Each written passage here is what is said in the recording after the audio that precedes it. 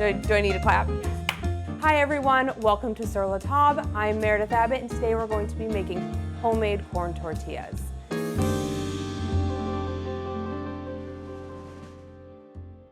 If you're in a pinch, store-bought corn tortillas are just fine, but homemade is simpler than you think and only takes a couple ingredients. Masa, salt, lard. You can also use butter or oil if you care to, or that's what you have at home, and water. First step is going to be mixing the ingredients. You're going to add 1.5 cups of your masa harina. Then we're going to add 1/2 teaspoon of salt. And before we add our wet ingredients, we're either going to use a whisk and just mix it lightly, or you can use your fingertips. Next up, we have 2 tablespoons of our melted lard. You can omit fat altogether in this recipe, but your tortillas will tend to crack. So the fat in this recipe really makes those tortillas malleable. You can bend them for your tacos. So in that goes. Give it a little whisk. And now we have 1 cup of slightly warm water. So right into the bowl. Again, we can start with a whisk. It's starting to get stiff. So I'm gonna, at this point, switch to my hands. I'm gonna scrape around the bowl, make sure I get all that flour off the side, and just use my fingertips and start bringing it together. Okay, so this has all come together in 1 large ball now. It's really not stuck to the side of the bowl anymore. This is when I know I'm ready to move on to the next step. We're going to lightly flour our surface with just a little bit more masa harina, and this is just to prevent sticking to our work surface, and will make it a little easier to work with. I'm just gonna knead it a few times. At this point, my dough is 1 unit. It's not sticky, it's not cracking and falling apart. So I'm gonna roll it out into a log, just like when you were a kid. It doesn't have to be perfect.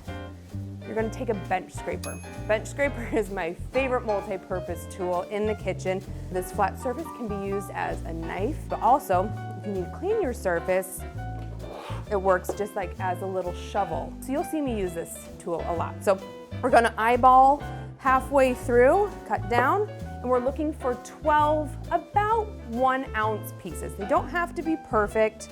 Cut it in half, like so. And now we need to make each one of these sections into 3. So make 2 cuts about halfway, just like so.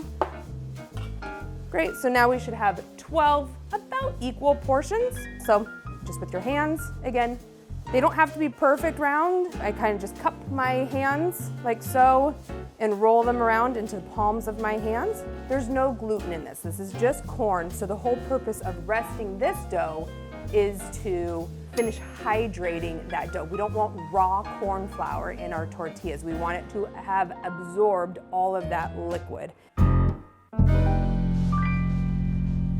Before we're gonna get started pressing these, we need to get our tortilla press ready. So this is a traditional style tortilla press. This is made out of cast iron. It's quite heavy. Traditionally, you would get some pieces of plastic wrap and lay one down on the bottom, and then you'd have a second piece that you would put on top. I was taught quite a few years ago by a cook that I worked with to use a freezer-safe plastic bag. Now we're just gonna cut up. We're gonna cut the zip top off with some kitchen shears. I'm gonna hold it open with my fingers and cut down the seam into 2 sheets. This was such a good aha moment for me when I was taught this trick. Just going to open this up, set one down. So I'm just gonna start it a little bit with my hands because I wanna see how hydrated it is. This looks good to me. I'm okay with a little bit of cracking.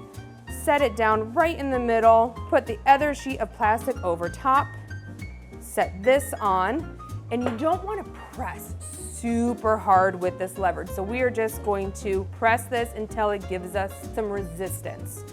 Like that. Lift up.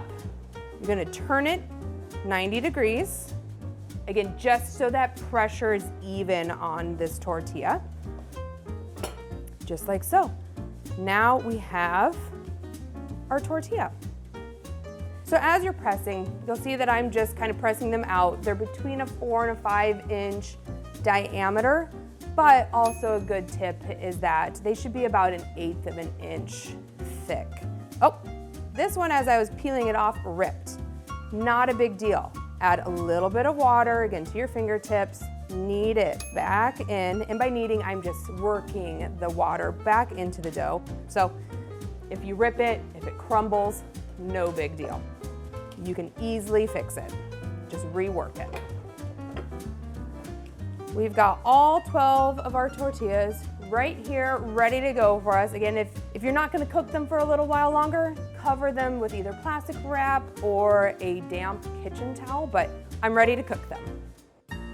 So you want to put a heavy bottomed skillet or griddle over medium to medium high heat for about 5 minutes. And then we're going to knock back the heat to about medium, because we want our tortillas to cook and brown, but not brown too fast where the inside's going to be raw. So take a tortilla, lay it in. No grease, no oil in the bottom of the pan. Because we have a little bit of fat in our tortilla, we don't need to grease our pan. Don't touch them. We're just gonna let them cook for about 1 minute to 1.5 minutes on each side. To turn them, I have a flexible turner. This is also what we call a fish spatula, but for most cooks, this serves many, many purposes. Slide it under. If it sticks, don't force it up. Flip it over onto your hand and see how it looks a little bit dried out. I want there to be a little bit of color, so I'm going to put it back in the pan and cook it for a little bit longer. I'm gonna turn up my burner just a little bit, and we're just gonna cook about 1 minute on this other side. You know that they're cooked when they no longer look glossy. These won't stick to each other, so you can lay them right on top, lay them on there, and then always just make sure that your cooked ones are covered. That steam, again, is going to help soften those tortillas a little bit. Again, don't be afraid to adjust your heat as you're cooking. If they're drying out and cooking, but not getting any browning on them, increase your heat just a little bit. So it just takes a little bit of wiggling with your temperature that's underneath your pan to find that sweet spot. It's always a work in progress. And that's it. We have our cooked tortillas. They're all nestled in here. One of my favorite things to do is take one, slather it with a little bit of butter, sprinkle it with some sea salt, fold it up, and eat it plain while you're waiting to build your tacos. For recipe videos, cooking classes, and more, visit surlatab.com.